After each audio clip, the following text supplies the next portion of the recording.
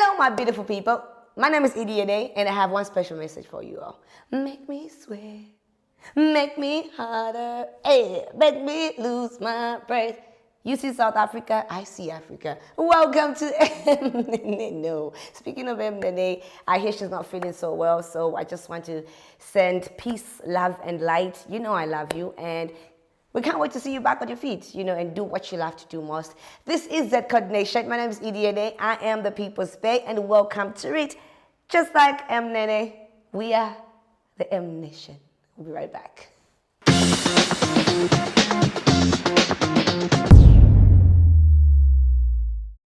This episode is proudly sponsored by Exact Paint.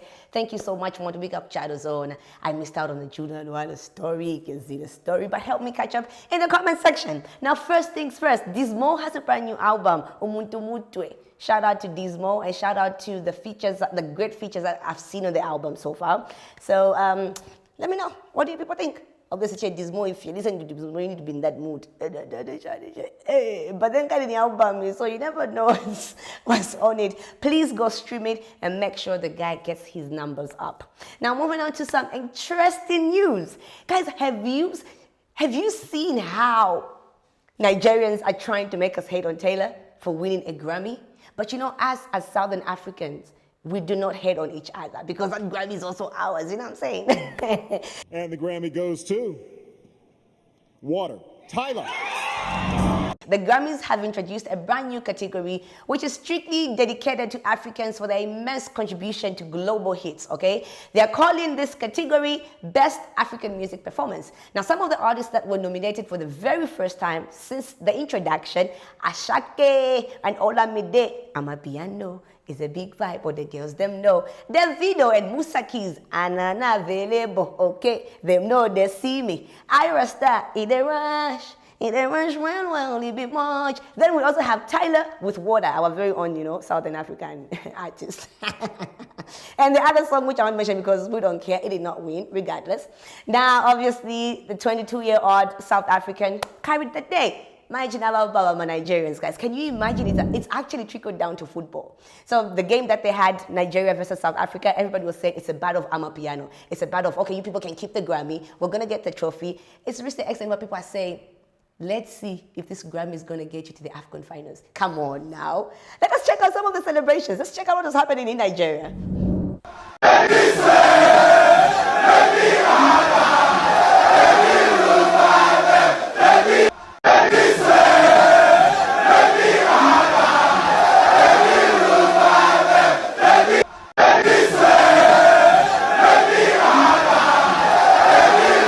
That is what was happening, guys. Now, like your map said, can you imagine? Multiple sources have reported to say there's an executive, he's a former NDDC executive, Chief Cairo, who allegedly passed away after South Africa equalized in the last minute of the game. May his soul rest in peace.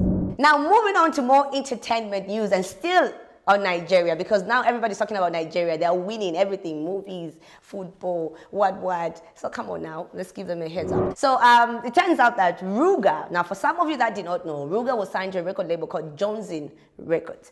This is a record label that belongs to Don Jazzy's young brother, The Prince. So after, we all knew to say Ruga was discovered by The Prince, but to our surprise, Ruga left the record label. He formed his own record label called Blonde Boy. And he took to his socials to let his fans know to say he's now a boss, okay?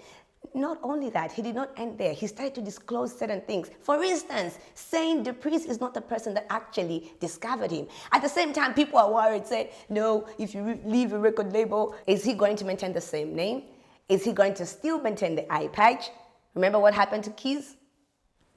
Remember what happened to, what's this guy's name? Runtown? So yeah, wishing him all the best. I mean, I've met Ruga, so I have all the right to talk about him, right?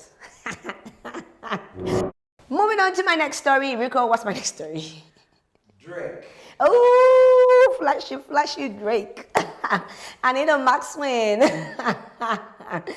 Okay, so obviously now, oosh, I can't even talk about it, guys, because you know where I'm standing. But anyways, yes, finally, Drake flashed it. He did the MET style, did the Bobby style, No. Okay, so guys, the news is still alleged, as he has not confirmed. But he seems not to be sorry about it, because he took to his IG story and said he wasn't hiding his meat from the world, he was hiding the world from it. But we finally saw it. I guess that was God's plan. Yeah.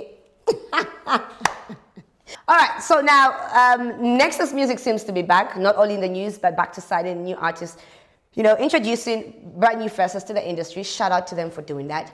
Now, it turns out that they were actually launching something over the past week. No, it wasn't past week, a couple of days ago. They were launching a brand new record label and also an all-female album. They're calling it the Seven Queens of Nexus. Yeah, in those lines. We're probably going to vibe to it. So now it turns out they made an artwork confirming Chef 187 is going to be at the event.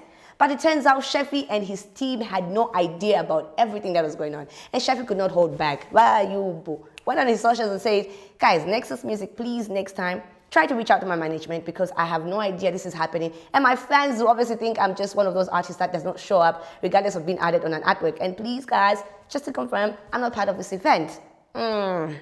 It's like your man's or partner publicly denying you, saying you're not mine. But we know you're together, but not like that. Yeah. So, just trying to calm the waters. Nexus Music also made a public apology, saying, "We're sorry, we thought today their number, but it looks like we're on a different page." And come on, Nexus, you should have done that before posting his artwork. But it is what it is. We live and we learn. Now, moving on to a very sensitive topic, and I want you people to help me out here. How can we help this couple? So according to Cabinet TV, they posted, or rather reported, saying there's a couple that was expecting twins, okay? And standard procedure, obviously, before delivering, you go to the clinic, you go through your scans, and the doctors allegedly confirmed she was expecting twins. So due date came, the lady went to hospital. According to her, she thought she delivered babies, but the nurse later on came and said there was nothing in the womb. There was nothing in the stomach. Let's check out this short clip, then we'll be right back. Holding back her tears, Roshni Piri narrates how she went to Levi Mwanawasa Teaching Hospital to deliver and welcome her newborn twins to the world, only to be told after the operation that her womb was empty. Roshni Piri alleges that on February 1st, 2024, she went into labor and upon arrival at the hospital, 3 scans were carried out on her that solidified that she needed an operation in order to deliver safely.